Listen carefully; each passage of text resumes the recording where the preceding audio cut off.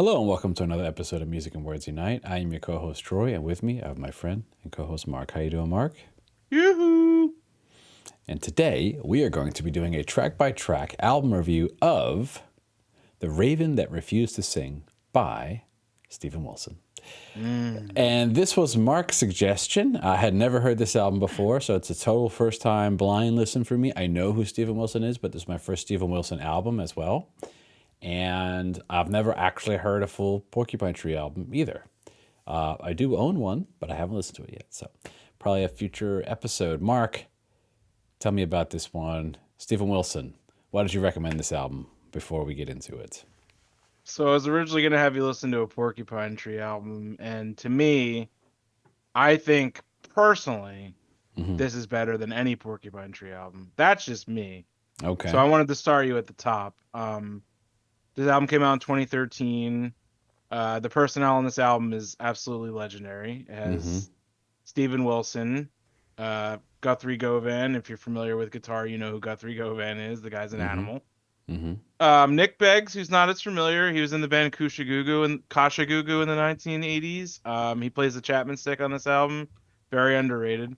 And then it has Marco Miniman, who's like a very just all over the place drummer. He's on like 100 albums. He's played on everything from like Joe Satriani to Necrophagists. He's been all over the place. That dude's a monster. In fact, he did a side project. He did a project with Jordan Rudess, actually. There you go. Yeah. He's literally he's a Renaissance drummer. Yeah. And then you got a couple of, like smaller guys like Adam Holzman plays keyboards on here. He's like another like session musician. There's Theo Travis who plays like the woodwind or like the orchestral instruments like the flute, the saxophone. And then you have Yako Yashik, who is the current lead singer for King Crimson, does the vocals on here too. And this is all brought together by the legendary Alan Parsons.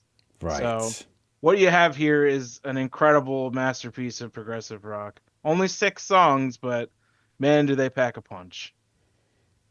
Yeah, couldn't have said it better myself, Mark.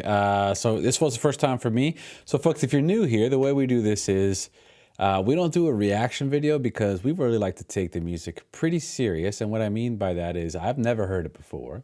So what we're going to do is play clips of each song. I'm going to do my review. Mark's going to give his opinions and reviews because obviously this is his recommendation. And prior to this episode, I did listen to it, I would say about 5 times total this past week. So I'm pretty familiar with it. Took a bunch of notes, Mark, and I think I'm ready to go.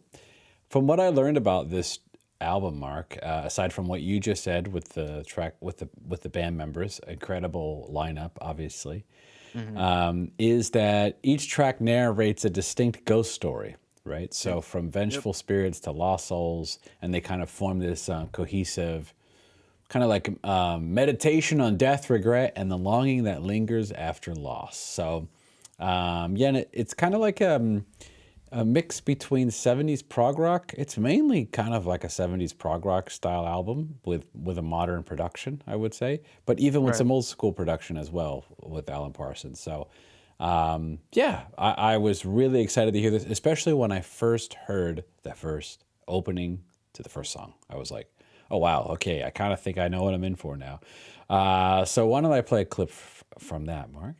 It has the classic hallmarks of a 70s progressive rock album. It has Mellotron, Hammond organ, mini moog, flute.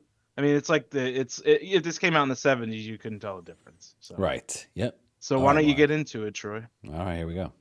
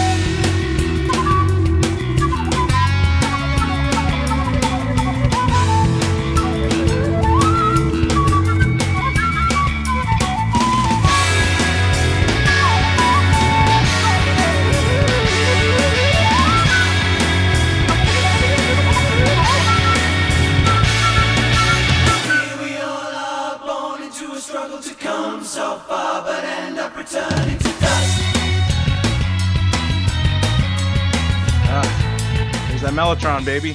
There you go. Gotta love the Mellotron. It's the best. So that was a clip from Luminol. One of the issues with playing clips, Mark, is the song changes so many times. That's I know.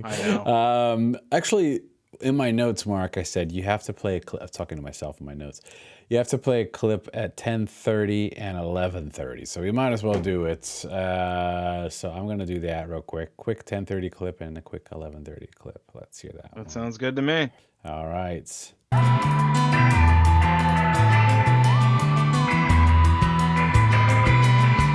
want to hear that Guthrie Govan solo, huh?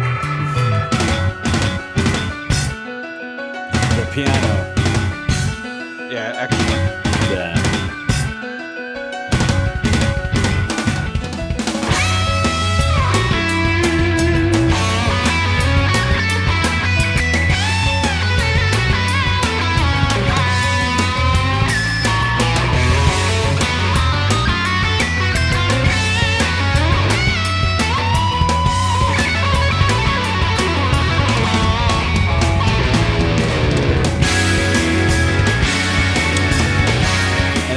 Right around 11:30. We're coming up to it, so I'll let it keep playing. But I had another note. So.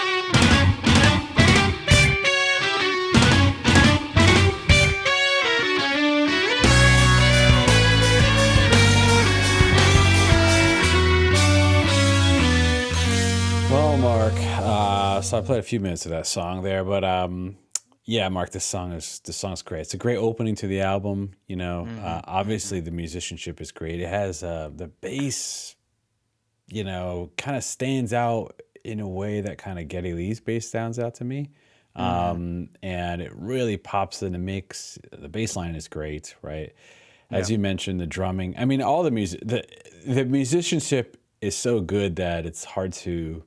I mean, I could just say that about every song, I guess. But I mean, I could just say, like, you know, obviously the guitar playing is great, the bass playing, the drumming, everything is great. But what stood out to me, Mark, was obviously the driving bass line. I love the piano there at 10:30. That piano was great. And I have to say, Mark, I was pretty impressed with the lyrics on this album.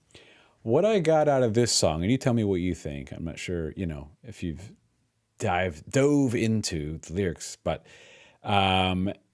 because these songs are kind of like telling ghost stories, I guess. Yeah. And what I'm getting out of this one, Mark, is so the term luminol, okay, is a chemical used to reveal traces of blood. And if you've seen any crime scene investigation shows, you know what luminol is. Gotcha. And so there's like an implication that this is going to sound morbid, or depressing, but hear me out. We talked about ABBA on this channel, Troy. That's true. Yeah, there's nothing more depressing. So there's like this idea here that like some souls fade away long before death, rendering the actual event of dying almost irrelevant. So there's some notes I have. So it's like, imagine a ghost who doesn't realize he's dead. I could see that. So imagine like you have someone living their life. I think this song's about a street musician, actually. Someone that's living their life, but like every day is the same, the routine is the same, and nobody cares, and they stop caring. And then it's like, are you even alive at that point? Or are you just, you know, going through the motions? And then when you die, it's like you don't even know. Nobody even knows. It's really depressing, actually, is what I'm saying. Depressing lyrics, Mark. Musically, though, the song's great. I thought it was really good. You tell me what you thought about this song, Mark. I mean, this song is incredible. What a start to the album. I mean, like even from what we played for you on here, it just does not do it justice. It has a whole middle slow section with like just beautiful guitar work, and just like the piano on the song is great. Like the flute work is incredible. I think Nick Beggs is just a very underrated bass guitarist when it comes to this album. Later on, he plays the Chapman stick. I mean, this is an album sonically that's very reminiscent of like the 80s King Crimson lineup, because you have Mm-hmm. four main like extremely virtuosic musicians with Steven Wilson, Guthrie Gova, and Nick Beggs and Marco Miniman.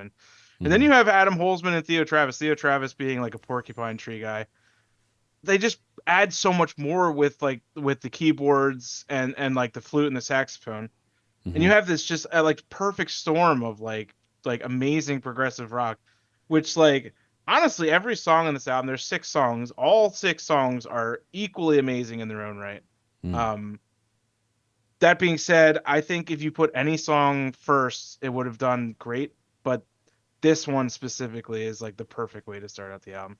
It's fast paced, it's hard hitting, it has like everything you'd want in a progressive song. It has mini moog, it has mellotron, and it's just like it all comes together in this just absolute chaotic, especially at the end, like the build up and the chaos is just, it's so fucking good, man. I can't even tell you how many times I've listened to this album since it came out. Like we're talking like well over 50.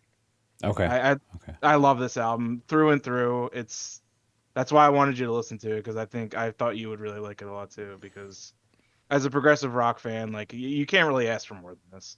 Yeah. So, Mark, this is an album that, I mean, I guess this is a spoiler for the review, right? But I definitely will get the vinyl of this one. I'd love to Yeah, get it I'm on I'm I'm vinyl. s- Yeah. I'm sad to say I don't have it on vinyl, and that's really Okay. sad on my part. So So I got to figure out a way to get that. Well, it's just a matter of buying it, I guess. It's not that complicated. So, so anyway, as I was saying that, I'm like, that doesn't make any sense. Okay, but yeah, Mark, the first track, Luminol, is great. Really great opening track. So, mhm. all right, the next one, Mark, is Drive Home. I'm gonna play a clip from that one.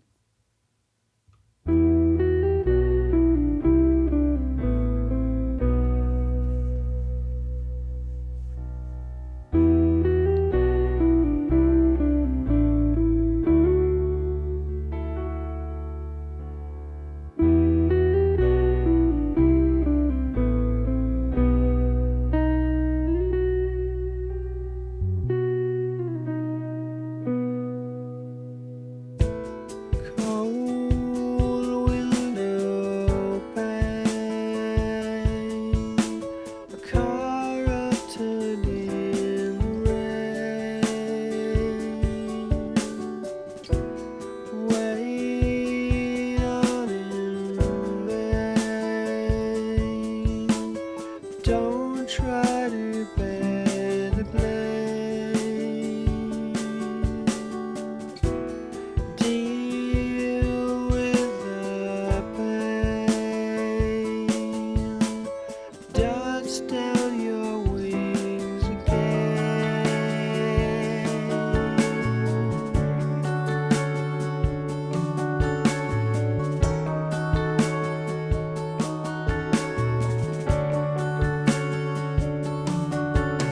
You need to clear away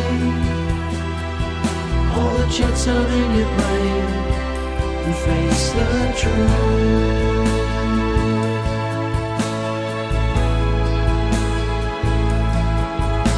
Hold up and make amends. While the darkness always ends, you're still alone. So try.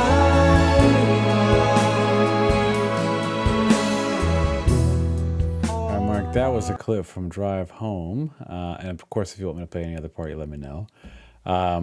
So, yeah, Mark, because I guess this is my first time and not yours, I'll go first. This is one of my favorite songs on the album, I would say. Yeah, It's yeah. hard to rank them, but if I had to pick one, this maybe top two, I would say. Maybe number one. I don't know. Depends on the mood I'm in, I guess. If I'm not in a mood to listen to something sad, maybe I'll pick the first song. But this song is, to me, is a sad song, I would say. And this is what I got out of it, and then we'll talk about the music. It seems like a story about a couple who there was an accident, wife, girlfriend, or partner passed away, and the term drive home is like literally that's what they were doing, was driving home. And I think she passed away, and he's kind of blocked it out of his memory potentially, kind of Yeah. forgot what happened intentionally from the trauma. And the song is like this person coming back and telling him like, you got to drive home, accept the truth so you can move on. You know, it's like about grieving, right? So it's Right. a very and I don't know if I'm right about that, Mark, but that's what I got out of it. I'd say so, yeah. It's a very sad song, I would say, but also at the same time sad, but you know, how should I put it? Thank goodness it happens to happen to me, obviously. But I'm saying I can imagine in a way it's a positive message trying to talk about, you know, getting through grief, right? So try to become happy again. So while it is sad, it is a beautiful song as well, lyrically. Musically, though, Mark, it's got a little bit of everything going on in here. I love the vocals. I love some really nice vocal work here, and the guitar work. Obviously, the guitar work is just incredible on this song. I'm not even necessarily talking about the leads, but so let me see if I can find. Do you know the timestamp for the lead Yeah, on this one? the like you talking about with like the acoustic guitar in the middle? Yeah. Which timestamp? Hold on. Yeah. I had the note, So, but I didn't have the timestamp. 4:35. Yeah. Yep. Let's see that Yeah, one. part's incredible. Yeah. Sounds like 12 string, but I'm not 100% sure.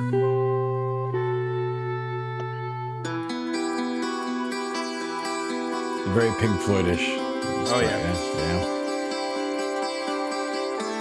But also at the same time, it reminds me of like Genesis too, Okay.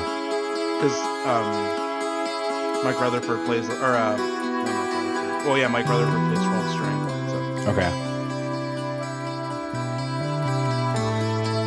Beautiful bass work. You said that's a Chapman stick there? No, Chapman Stick's on the next track. Oh, okay. Guthrie Govan is just his guitar in this album is just incredible.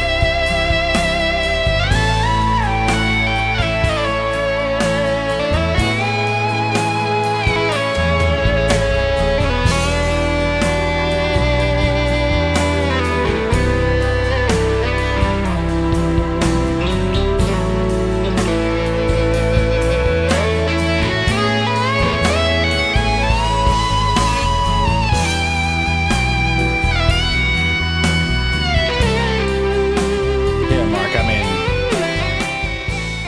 it's probably, I'm sorry to pause it, but I'm just trying to play clips, not the whole song. But I just got to say, Mark, this is probably my favorite song on the record. Again, it's like a top 2 song on the album for me. It's the one I went back to the most, actually, out of all the songs on that record. So even after I listened to it, I've listened to this one multiple times outside of just listening to the album.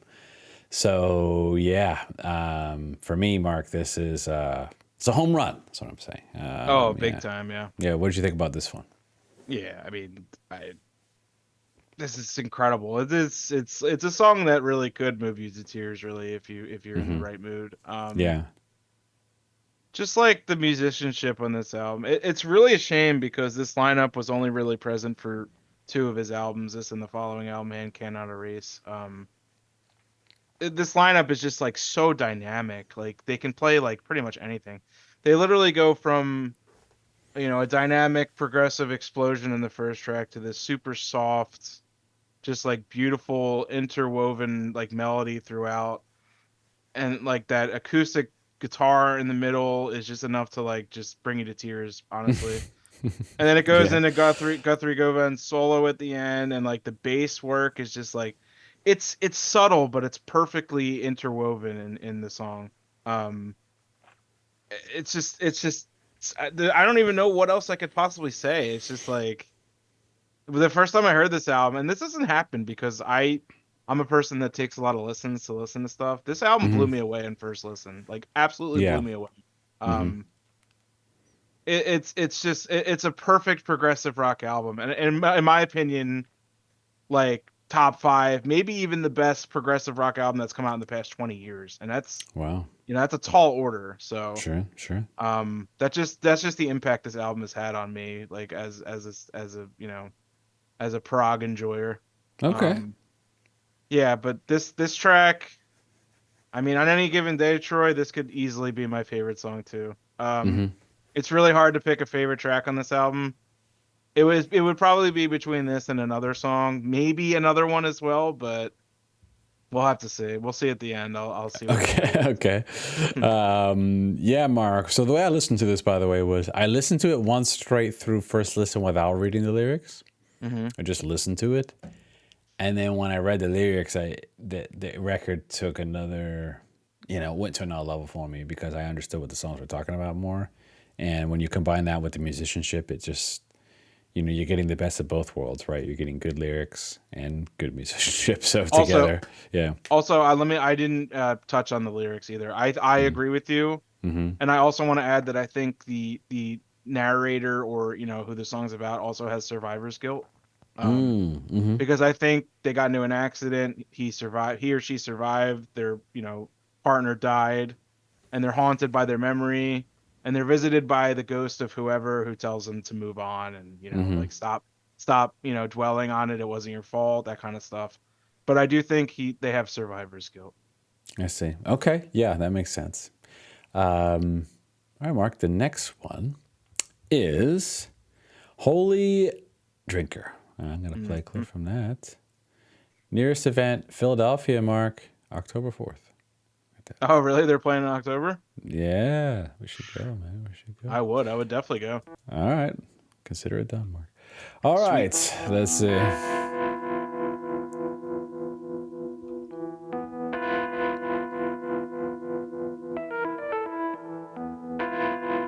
I believe that's a mini moog, correct? Yeah, it sounds like one, yeah.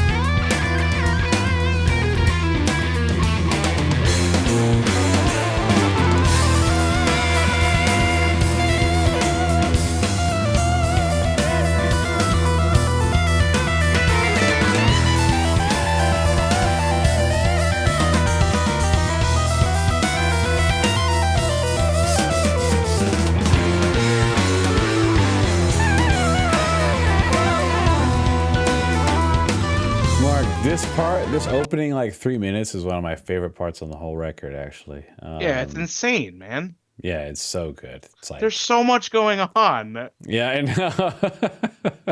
And I'll talk about it when I get to it, when it comes to me. But like, dude, this song is insane. Yeah, I mean, especially Mark, this part at 5:30. Let me get to there real quick. I took a note about this one. This part.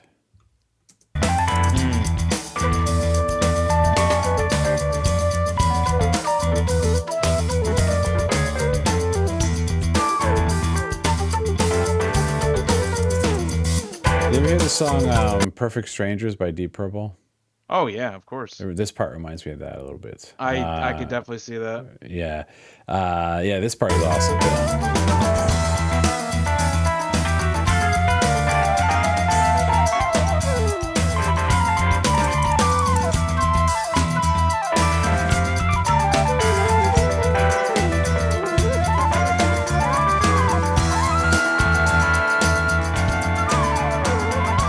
Anyway, Mark, this is also, the problem is they're all good, so it's like, how do you even pick a favorite? Maybe I don't have a favorite. I like this one a lot. It's really hard to pick, man. Yeah.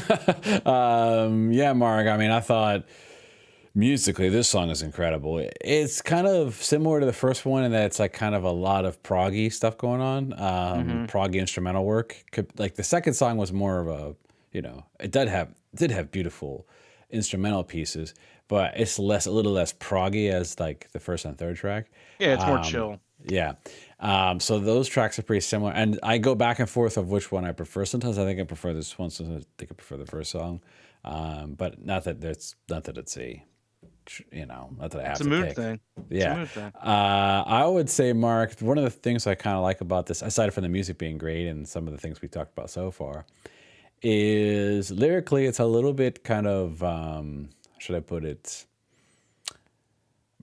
tongue in cheek in a way, or kind of funny. But like that's at least what I got out of it.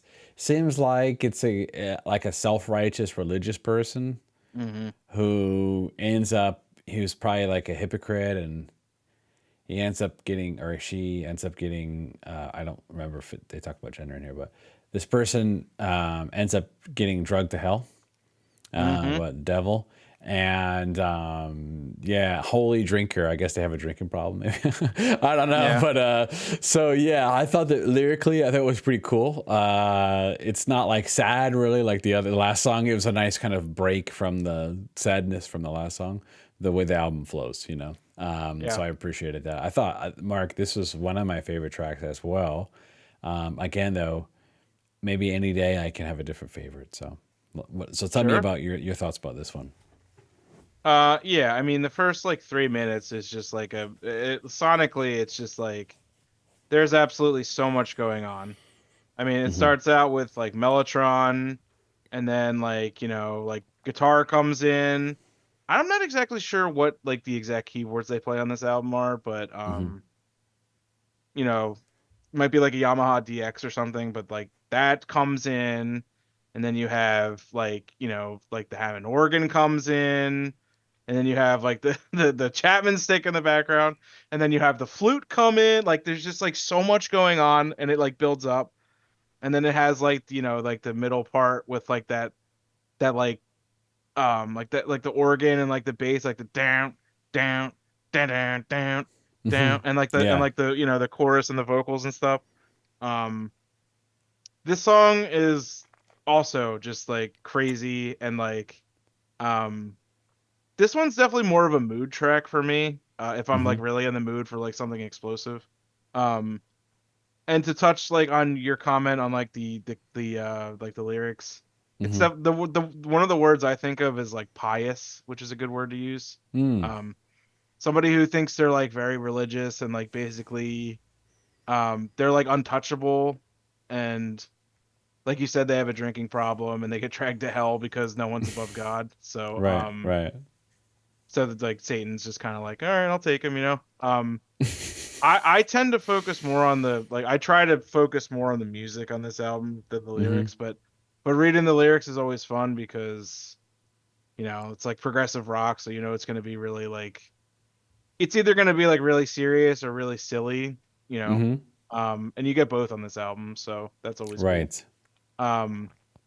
Yeah, I think just, this is another just phenomenal track. Not my favorite. I can't pick a favorite on this album, like I said before, but still a phenomenal track nonetheless. I mean, there's just so much going on. I can't even like begin to describe it. Yeah, Mark, I think one of the reasons why I'm focusing on the lyrics a lot, even though the music is so great, and we're talking about the music too, of course, but I just really like the concept of it, and I think he did a really good job with all these kind of stories he's telling. I agree. It is a very cool concept. Yeah, so I was kind of drawn to that aspect of it lyrically, which is so cool because the music is so good that it's a cool problem to have, right? Which one are you going to talk about? So okay, is there any other clips you want me to play from this one? Let me see. Oh, go to like 620 or 605. Okay. Really cool like flute solo, and then like the Moog sounds really cool in this part. All right, here we go. Yeah, the woodwinds on this album are so good.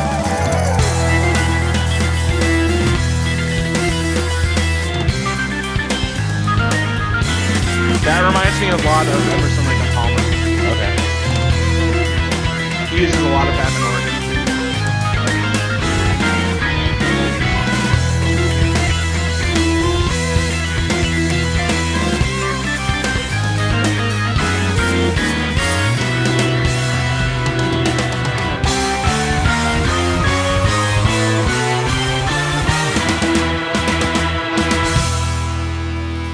This song, Mark, also reminded me, actually, of modern Opeth, in a way. It has a lot of those vibes. And I could definitely see that. Yeah, some of the melodies they're using, some of the phrasing, some of the modes, actually. Yeah, and, you know, modern Opeth is influenced by the same stuff that Steve Wilson is influenced by. So to me, it's like, Yeah, you know, it doesn't exactly. surprise me. Yeah. Well, Yeah. how about this? Steven Wilson did produce Blackwater Park, so. Wow, look at that. Did he Look at also that. produce Damnation or no? I could look it up. It's a shame I don't have a computer right in front of me where I could look that up. Hold on, let me look it up real quick. Because when I was listening to this, I'm like, I wonder if he did produce Damnation, because I hear some... He did. He did. Look at that, see? He probably did Deliverance too then. He did. He did Deliverance as well. Because when I was listening to this, I was reminding me a little bit of Damnation in some ways. I could see that. I could see that. Yeah. Yeah, besides being a prolific musician, he's also a prolific producer. So the man's a renaissance man. Yeah, he's mixed some of those King Crimson records and stuff. So, yeah, this one, Discipline. He has his own mix of that, which I got on the vinyl. So, all right, Mark. I heard that's a pretty good album. I don't know. Oh, yeah, I think so. Well, Mark, let's talk about the next one, which is the Pin Drop. I'll play a clip from it.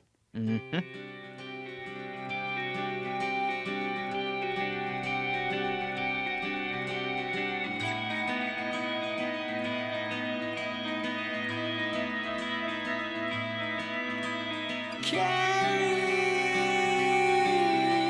away by the river that bites the truth all rushes onto the sea. Dragged by the current to rest on the stakes of the breakwater shaded by trees. Beginnings and endings, love intersecting the rift that will break us apart.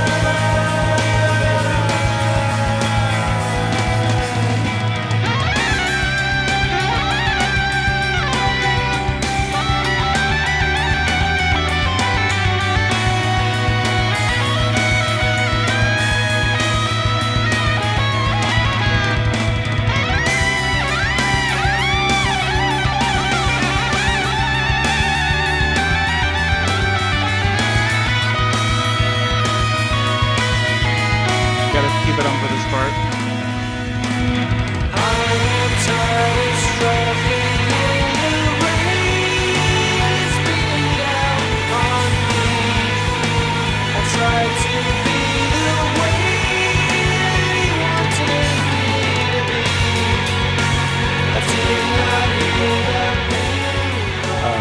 The problem is I'm gonna end up playing the whole song, but yeah, I wish you would.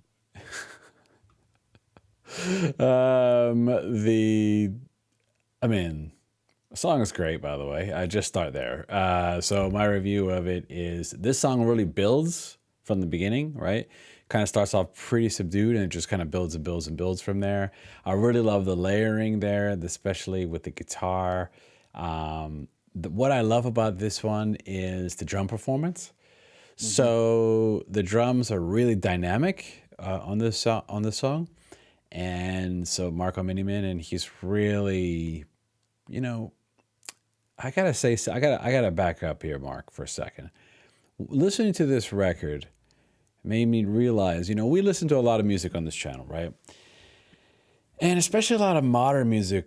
We don't listen to too much modern music. Actually, we listen to a lot of older stuff, just happens to be. But even the modern stuff we do listen to, a lot of times it's so compressed sounding, right? That it loses all of its dynamics and it loses all of the feel and some of the emotion in the music, which could be there if it wasn't so compressed. And the emotion's there because you can read the lyrics, you can hear the melodies, but it's like you don't feel it because of the mastering and the compression.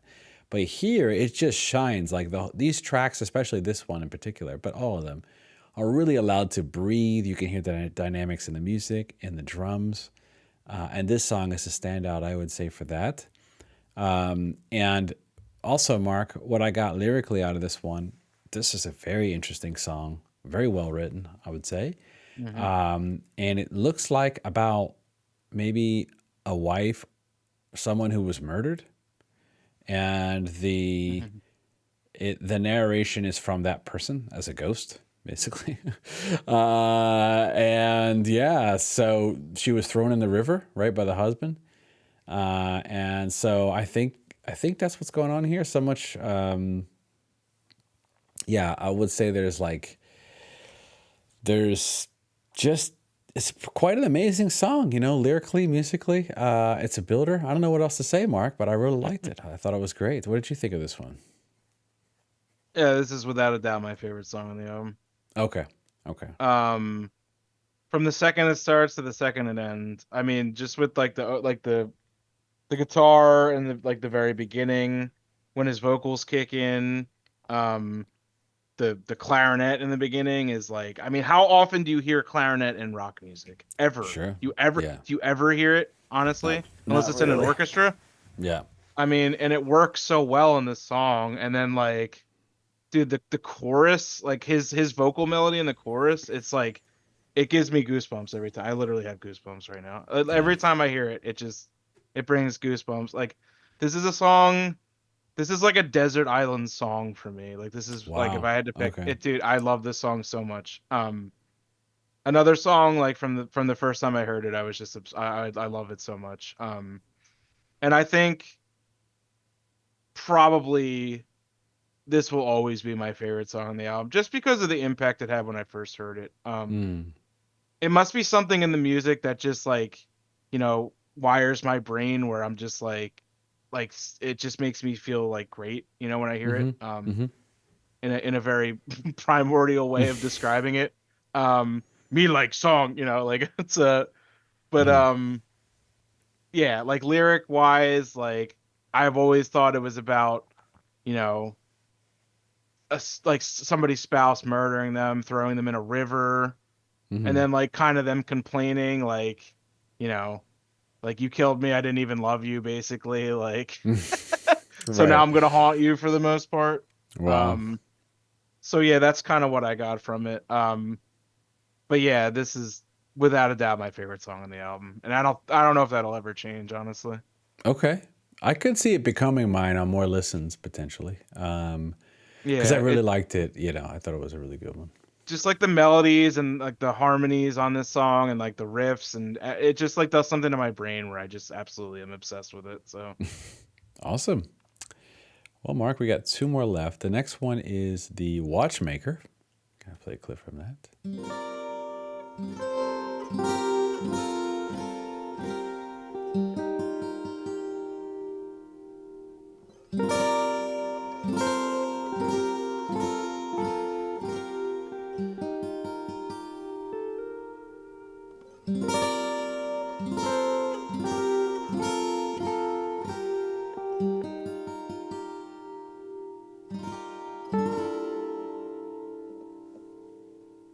The watchmaker works all day and long into the night.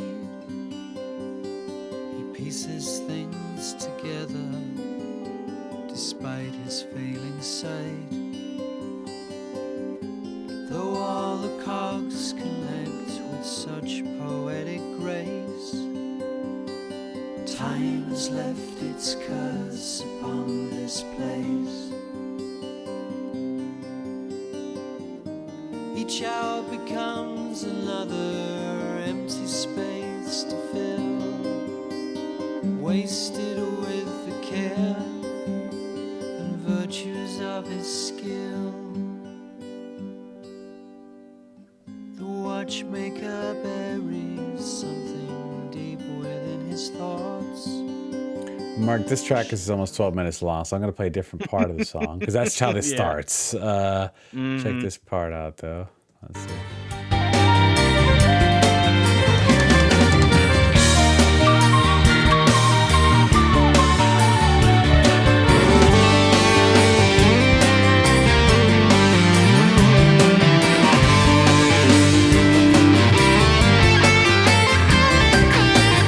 God, his guitar tone sounds so good. My God.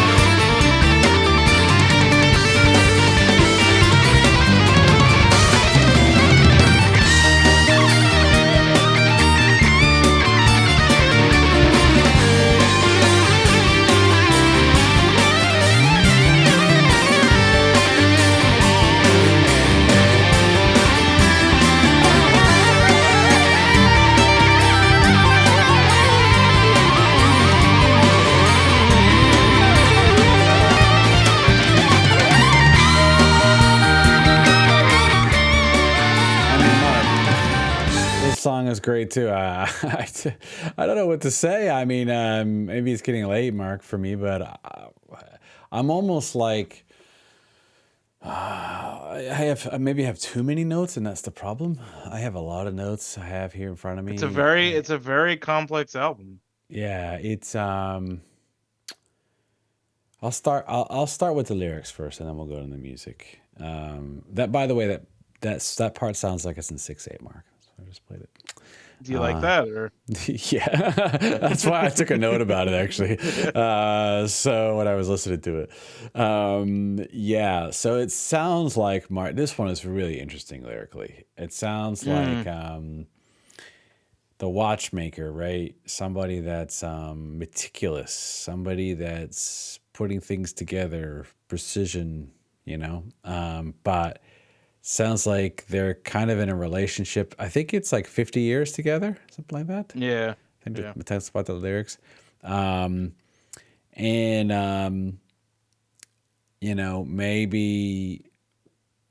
I'm not sure that the ins and outs of the relationship, of course, just in the lyrics.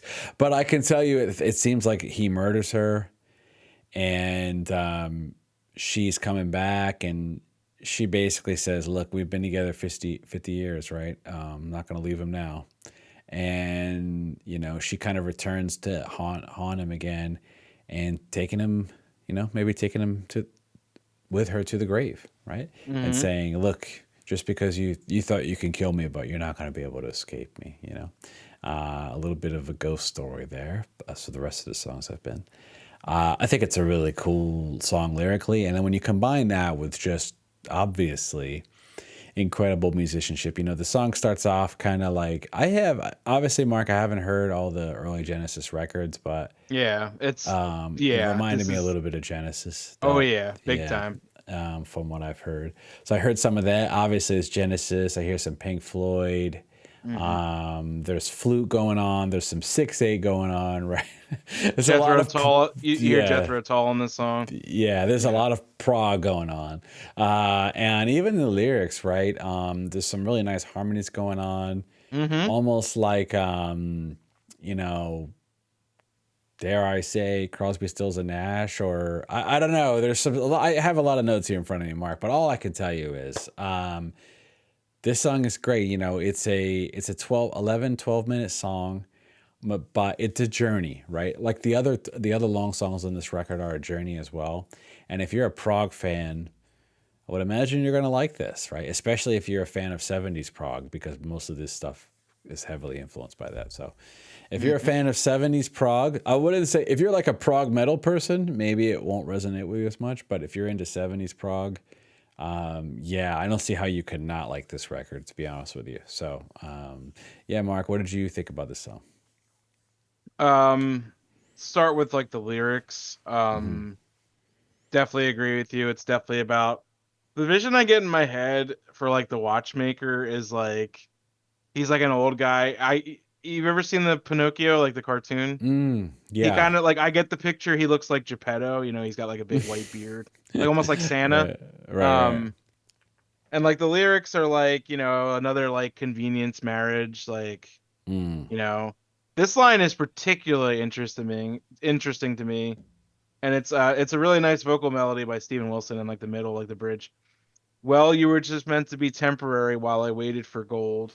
We filled up the years, and I found that I like so having someone to hold, but for you, I had to wait. So that Mm. makes me think that, you know, he was dating this person, kind of just like using her for, you know, whatever reason until something better came along and it never happened. Um, so then he just lost track making watches or and whatnot, and you know, eventually just killed her. And what do you know? It's a ghost story. She comes back to haunt him. Um, that being Right. said, like music wise, the song is incredible. I mean, the first 3 minutes is like you've never heard it, but the Genesis epic is called Supper's Ready, and it's very reminiscent of that. Mm. Acoustic guitar, soft vocal melodies, flute, you know, a slow buildup of sorts. You have that middle part with the great vocal melody, and then you have that really cool like ending where it's just like chanting almost like Mm-hmm. melt the silver down. If you want to play that part real quick, Okay. Do you know the timestamp? I'll give you a timestamp. Okay.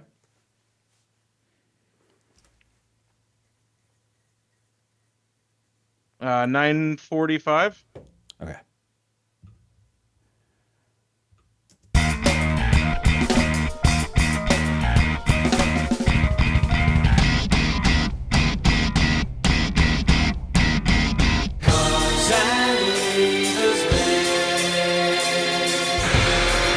It's like almost sounds like she's like, you know, possessing him. Mm.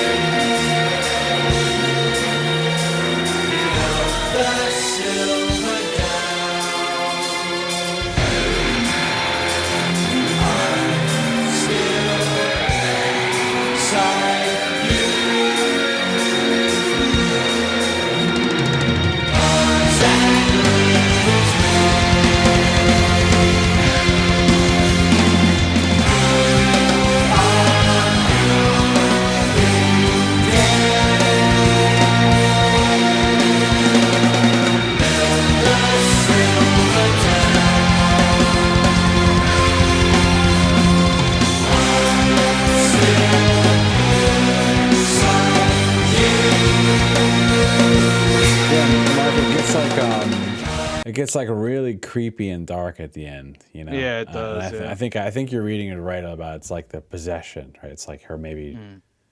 her she's dragging him back, you know. It's Yeah, like she's a like in ghost form and she's like walking, you know, towards him, like chanting right, that. And right. Yeah, that's pretty it's a, cool. it's a Yeah, very cool album because it paints a very like cool picture when you're listening to it. Like very, like I said, like I think of this like Geppetto looking guy who's just making watches all day, and then one day he decides to kill his wife, and you know she haunts him, and just a very right. cool story, you know. Yeah, another great song. You know, there's a pattern here, Mark. It Yeah, it's a big pattern.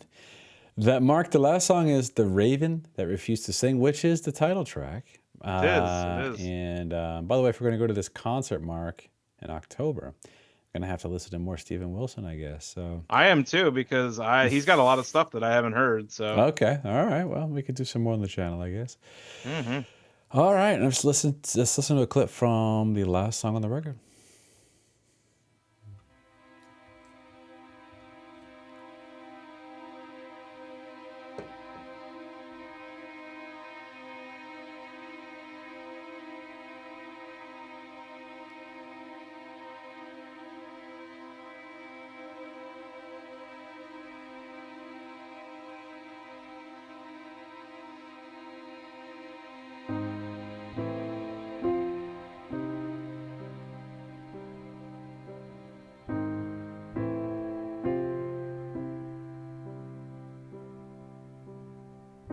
Sing for me,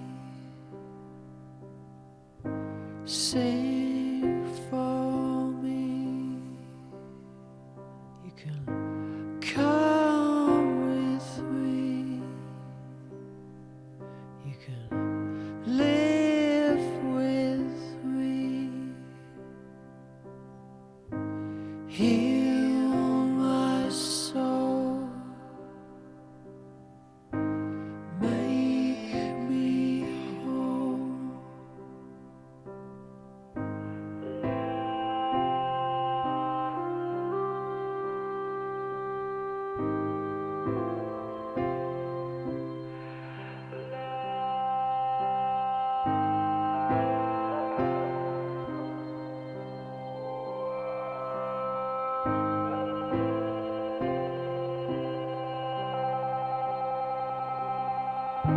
Sister, I lost you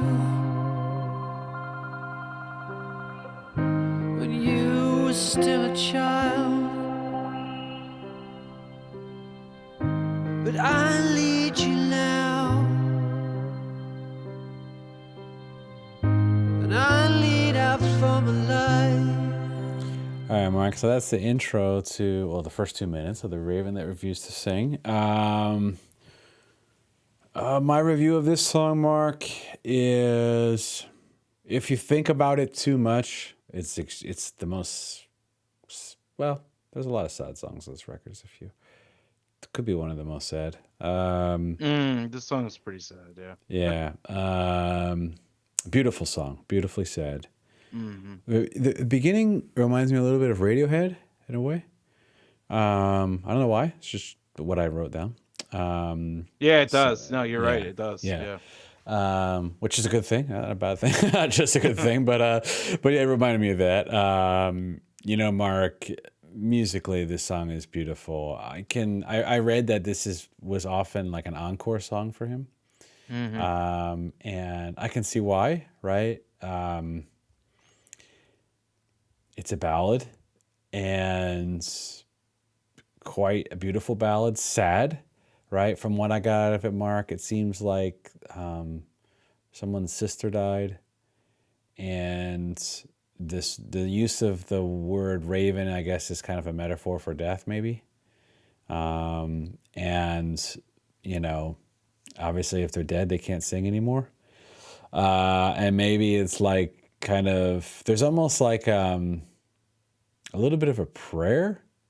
I don't know. I don't know if it's to God or to the sister or what, but it says like, heal my soul, make me whole, right? So it's almost Yeah. like as if you would pray to somebody or something.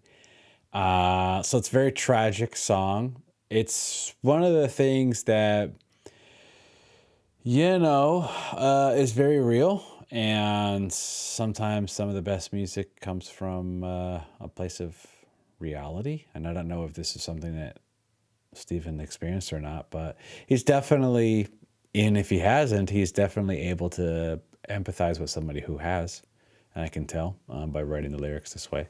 So yeah, Mark, I mean, this song itself, aside from the putting that together, the album as a whole, I mean, the song itself is like a beautifully written, masterpiece ballad of a prog in the prog genre, right? And it's very sad. So, yeah, Mark, what you think about this one? Yeah. I mean, I think with a lot of people, it probably hits home because it's a very sad subject matter. Losing a sibling early, and what I get from the lyrics is he's trying to channel his sister through a raven that he thinks Okay. is her. Okay. He's like convinced that this raven is his sister, reincarnated or whatever. Oh, okay. Okay. That's what I get from it. And for some reason, he says, like, he wants, like, he thinks if he can get it to sing, um, it's his sister. So, and it's, the song's called "The Raven That Refused to Sing." So, Right. unfortunately, the outcome is not wanted. So, Okay. Okay. I gotcha. it's getting late, Yeah. folks. It's getting late. Yeah. So, Yes. Yeah. but musically, it's another beautiful track. it really showcases Steven singing more than anything, I think. Well, the end, there's nice instrumentals at the end, but it's a slow song with a repeating piano melody with Steven's like soft vocals and um excellent track. Great closer, a really somber closer, a really somber album, totally. Mm-hmm. But Mm-hmm. it deals with death and ghosts and stuff like that. Um, but a great song nonetheless, a great closer. Um, yeah, it's really good, really good. An Yeah. album with 6 songs, and all 6 are just phenomenal songs. And Yeah. That's why I was saying, Mark, like when I was saying at the beginning of the album, oh, I think this is my favorite. The more I'm listening back to these songs, the more I'm like, I don't know, maybe this one is. I don't know. It's hard to say which one is your favorite. They're all great. So, yep, yeah, I mean, this is one I'm gonna get on vinyl. This is one I'm gonna listen to more, because Mark, like even though I listened to it 5 times, yeah, maybe 5, and then I listened to a few songs multiple times. It's still within a span of a week, right? And it's not enough to really appreciate something like this, I think. So I hmm just need more time with it, and more listens. And when I get it on vinyl, I'll sit down and listen to it, and can't wait for that. It sounds exciting, especially because the mix and the production is and engineering, the mix, the production. I'd imagine the mastering, everything is top notch on this record. So it probably sounds really good on vinyl. So excited to hear that. absolutely, Yeah. absolutely. Mark, since this is your recommendation, anything you'd like to say about this record? If you're watching this and you like progressive rock and you've never listened to this album, please do me and yourself a favor and go listen to it right now, because this is as close to a progressive rock masterpiece that's not in the 70s that you're gonna get. So There you go. Fair enough, Mark. I no arguments here. Yeah, and like I definitely. like I Yeah. said at the beginning too, I think this is better than any Porcupine Tree album. And Porcupine Tree has some pretty amazing albums. So Okay. All right. Well, Mark, I have Fear of a Blank Planet on vinyl, so maybe we could do great that album. one sometime soon. Sure. Yeah, because I bought it, so might as well do an episode about it. So yeah, Mark. Well, if you are still watching this after almost an hour, you're probably a pretty cool person. And we are looking for cool people like you to join our free community Discord. It's like a big music club for music lovers, maybe like yourself. And you come in there, it's all free. You can talk about whatever you want. You can share music with other people. You can learn from other people about other people's music they want, to share with with the community. And of course, we're in there, so you could talk to us, and of course, it's all free. All right. So if you like this episode, give us a like if you don't mind. Leave us a comment. We'd love to hear from you. And if you like this kind of content, feel free to give us a subscription. It would really help out the channel. All right, Mark. Well, until next time. See y'all. See ya.